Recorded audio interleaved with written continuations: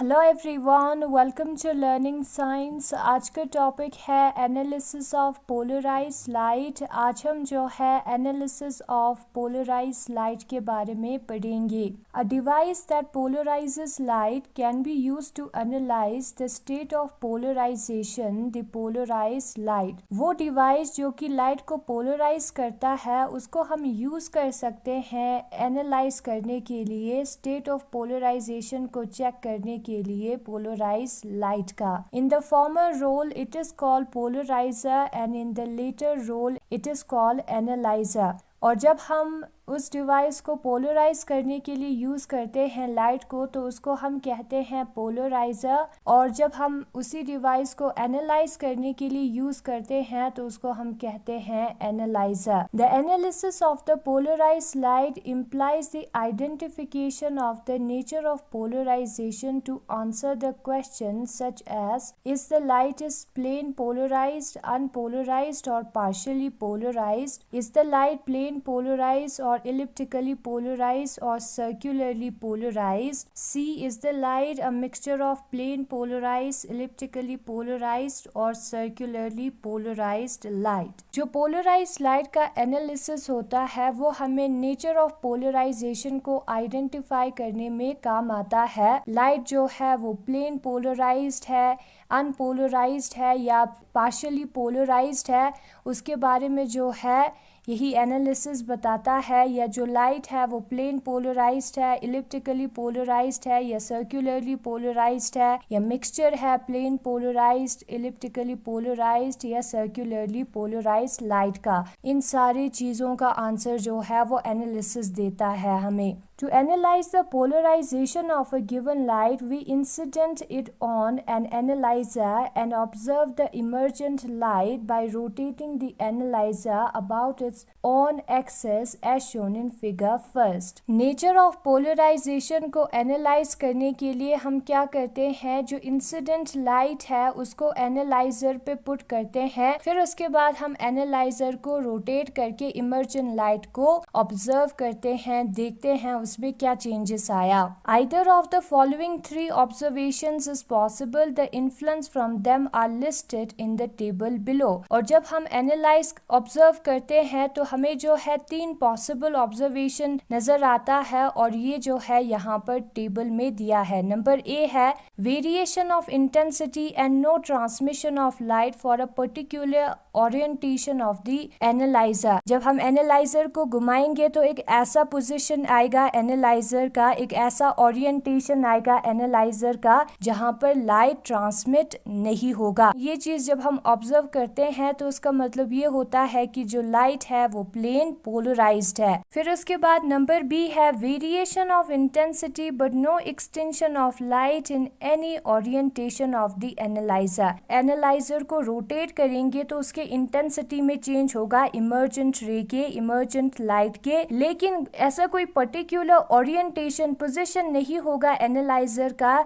जहां पे light transmit ही ना हो, जहां पे लाइट जो है एक्सटेंड हो जाए, खत्म हो जाए। ठीक है, इस कंडीशन में जो है लाइट इलिप्टिकली पोलराइज्ड हो सकता है या इलिप्टिकली पोलराइज्ड और अनपोलराइज्ड का मिक्सचर हो सकता है या प्लेन पोलराइज्ड और अनपोलराइज्ड का मिक्सचर हो सकता है। फिर नंबर सी ऑब्जर्वेशन है नो वेरिएशन इन इंटेंसिटी और the intensity of the transmitted beam is independent of the orientation of the analyser. Analyser को हम किसी भी पोजीशन में रखेंगे, ट्रांसमिटेड बीम की इंटेंसिटी में कोई भी चेंज नहीं होगा। तो उसका मतलब क्या है, जो लाइट है वो या तो अनपोलराइज्ड है या सर्कुलरली पोलराइज्ड है या अनपोलराइज्ड और सर्कुलरली पोलराइज्ड का मिक्सचर है। Further investigation the observation A confirms plane polarisation of light but the observation B and C need further investigation. ये जो ऑब्जर्वेशन ए है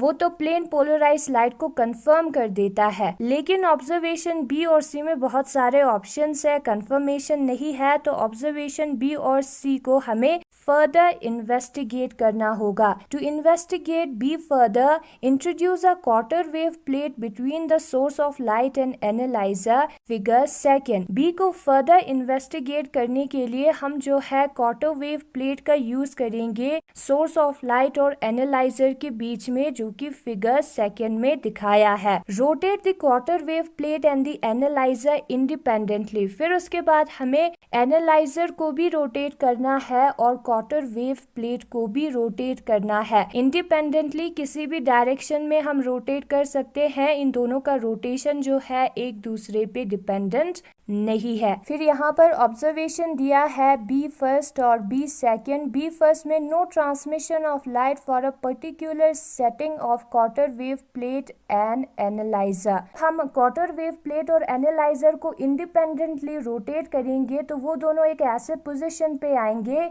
जिस पोजीशन पे जो है लाइट ट्रांसमिट नहीं होगा। जब लाइट ट्रांसमिट नहीं होगा उसका मतलब है कि लाइट हमारा इलिप्टिकली पोलराइज्ड है। फिर उसके बाद एक दूसरा चांस भी हो सकता है, जब हम इन दोनों को रोटेट करेंगे तो एक दूसरा चीज भी नजर आ सकता है जो कि यहाँ पर 20 सेकंड करके दिया है।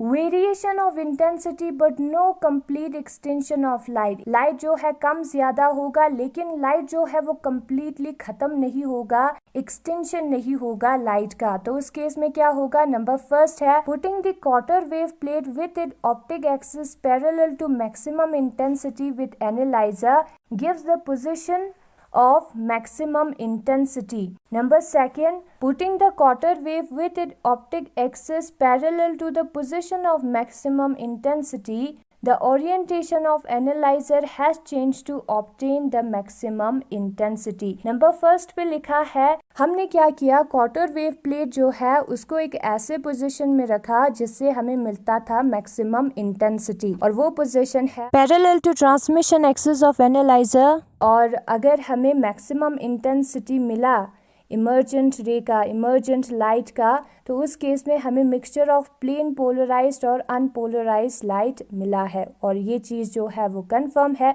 नाउ हमने क्वार्टर वेव प्लेट को उस पोजीशन में रखा जिससे हमें मैक्सिमम इंटेंसिटी मिलता है, लेकिन अगर हमें एनालाइजर की पोजीशन को चेंज करना पड़ा मैक्सिमम इंटेंसिटी को ऑब्टेन करने के लिए, तो उस केस में हमें इलिप्टिकली पोलराइज्ड और अनपोलराइज्ड लाइट का मिक्सचर मिलेगा। To investigate C, introduce a quarter wave plate in between the analyser and the source of light and rotate the analyser only. अब सी को इन्वेस्टिगेट करने के लिए हमें क्या करना है, जो क्वार्टर वेव प्लेट है उसको इंट्रोड्यूस करना है एनालाइजर और सोर्स ऑफ लाइट के बीच में, और इस केस में हमें जो है सिर्फ एनालाइजर को रोटेट करना है, क्वार्टर वेव प्लेट को वैसे ही रखना है। तो हमें 3 ऑब्जर्वेशंस मिलेगा। नंबर फर्स्ट है नो वेरिएशन इन इंटेंसिटी। जब हम एनालाइजर को रोटेट करेंगे तो लाइट के इंटेंसिटी में कोई भी वेरिएशन नहीं आएगा, उसका मतलब है अनपोलराइज्ड लाइट।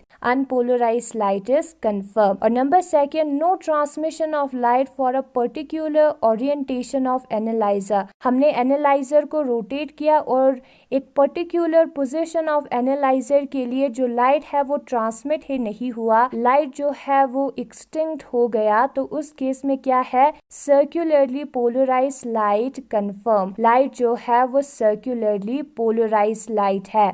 फिर नंबर थर्ड है variation in intensity but no extension of light. इस केस में क्या हुआ, इंटेंसिटी में चेंज आया। जो लाइट है जब हम एनालाइजर को घुमाने लगे तो लाइट जो है कम और ज्यादा हुआ, लेकिन एक्सटेंशन लाइट जो है कंप्लीटली खत्म नहीं हुआ। तो उस केस का क्या मतलब है, mixture of circularly polarised and unpolarised light is confirmed. इसका मतलब है कि जो हमारा लाइट है, इंसिडेंट लाइट है, वो मिक्सचर है सर्कुलरली पोलराइज्ड और अनपोलराइज्ड लाइट का। तो यही है आज का टॉपिक, और अगर आपको ये वीडियो पसंद आया तो इस वीडियो को लाइक करें, लर्निंग साइंस को सब्सक्राइब करें। Thank you so much for watching.